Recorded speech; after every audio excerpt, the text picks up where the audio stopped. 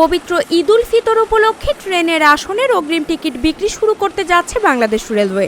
আগামী ২১ মার্চ ঈদ উল ফিতর ধরে মঙ্গলবার ৩ মার্চ থেকে শুরু হবে এই টিকিট বিক্রি। বরাবরের মতো এবারও আন্তনগর ট্রেনের ৭ দিনের অগ্রিম টিকিট বিশেষ ব্যবস্থায় বিক্রি করা হবে। যাত্রীদের সুবিধার্থে শতভাগ টিকিট অনলাইনে বিক্রি করবে রেলওয়ে। পশ্চিমাঞ্চলে চলাচলকারী সব আন্তনগর ট্রেনের টিকিট সকাল ৮টায় এবং পূর্বাঞ্চলে চলাচলকারী সব আন্তনগর ট্রেনের টিকিট দুপুর ২টায় বিক্রি শুরু হবে।